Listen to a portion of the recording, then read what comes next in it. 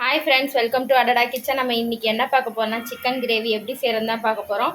அதுக்கு அரைக்க வேண்டிய பொருள்லாம் பார்த்துலாம். நான் 1/2 ஸ்பூன் மிளகு, 1/2 ஸ்பூன் சோம்பு, 2 ஏலக்காய், 2 கிராம்பு சேர்த்துருக்கேன். இது நல்லா பொரியட்டும். இது கூடவே தேங்காய் சேர்த்துக்கலாம். தேங்காய் வதங்கிட்டு இருக்கும் போதே கருவேப்பிலை சேர்த்து நல்லா ஃப்ரை பண்ணிக்கலாம். நல்லா தேங்காய் ஒரு பொன்னிறமாக வறுத்ததுக்கப்புறம் நம்ம அரைச்சி எடுத்துக்கலாம். கூடவே ஒரு பாதி அளவு வெங்காயம் சேர்த்து வதக்கிக்கலாம்.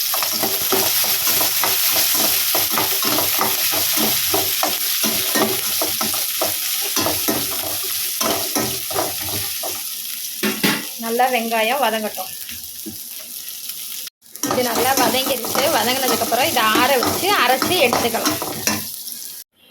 நம்ம கிரேவிக்கு அரைக்க வேண்டிய பொருளை ஃபேனில் ஆற வச்சாச்சு. இப்போ அதுக்கப்புறம் இதுக்கு தாளிக்க வேண்டிய பொருளை நம்ம பார்த்துடலாம். ஃபஸ்ட்டு வெங்காயம், பட்டை, இலை சேர்த்துக்கலாம். இருக்கேன். இது கூடவே ஒரு பட்டை சேர்த்துக்கலாம், இலை சேர்த்துக்கலாம், வெங்காயம்,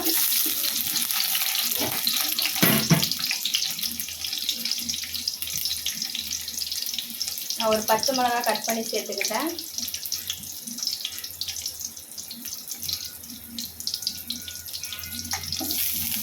வெங்காயம் சேர்த்து நம்ம நல்லா வதக்கிடலாம்.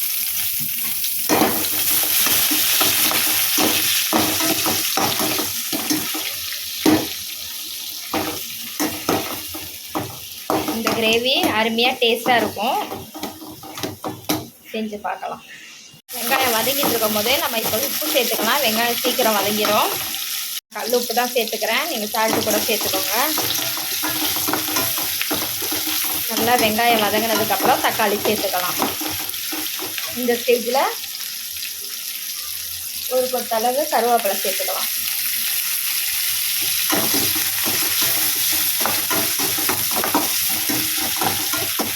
நான் ஒரு 1/4 கிலோ சிக்கன் அளவு தான் செய்கிறேன். அதுக்கு ஏற்ற இறக்கம் மசாலாத்தூள் நீங்கள் சேர்த்துக்கோங்க. இந்த ஸ்டேஜில் தக்காளி சேர்த்துக்கலாம். தக்காளியை நல்லா வதக்கி எடுத்துக்கலாம்.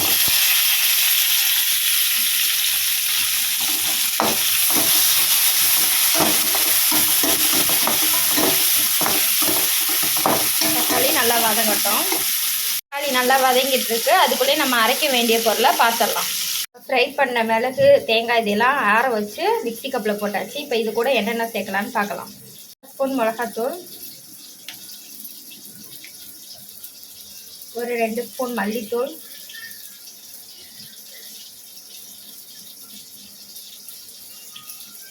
கொஞ்சம் மஞ்சத்தூள் சேர்த்து இதை அரைச்சி எடுத்துக்கலாம். நல்லா தக்காளி வதங்கிடுச்சு. இந்த ஸ்டேஜில் கொஞ்சமாக இஞ்சி பூண்டு பேஸ்ட், ஒரு 1/2 ஸ்பூன் அளவு இஞ்சி பூண்டு பேஸ்ட் அளவு சேர்த்துக்கலாம். சேர்த்து நல்லா இஞ்சி பூண்டையும் நல்லா வதக்கி விட்டுட்டு இது கூடவே சிக்கன் சேர்த்துக்கலாம். மஞ்சத்தூள் போட்டு கழுவி வச்சுருக்கேன். இப்போ அதை சேர்த்துக்கலாம். இப்போ நல்ல ஒரு பெரட்டி விட்டுக்கலாம்.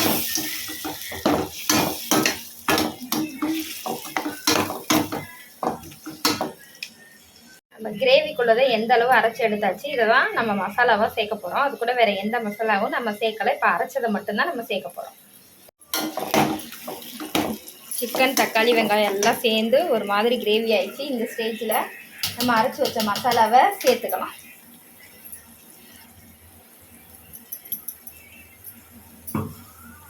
அதுலேயே கொஞ்சம் தண்ணி மிக்ஸ் பண்ணி ஊற்றிக்கலாம்.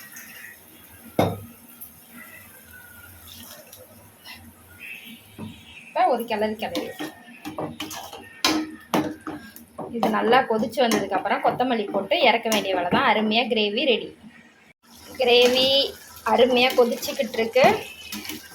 இன்னும் கொஞ்சம் வத்தட்டும். வத்தினதுக்கப்புறம் இறக்கிடலாம். கிரேவி பாருங்கள் ஃப்ரெண்ட், நல்லா கொதிச்சிருச்சு. கொதிச்சதுக்கப்புறம் நல்லா தண்ணியும் ஓரளவு மீடியமாக வத்திருச்சு. இந்த ஸ்டேஜில் நம்ம கொத்தமல்லி தூவிக்கலாம். கொத்தமல்லி தூவி இறக்கிட்டா நம்மளோட சிக்கன் கிரேவி ரெடி. செஞ்சு பாருங்கள், சாப்பிட்டு பாருங்கள். டேஸ்ட் எப்படி இருக்குன்னு கமெண்டில் சொல்லுங்கள். நம்மளோட அருமையான பிரியாணி வித் கிரேவி ரெடி. செஞ்சு பாருங்கள், சாப்பிட்டு பாருங்கள், டேஸ்ட் எப்படி இருக்குன்னு கமெண்டில் சொல்லுங்கள் மறக்காமல்.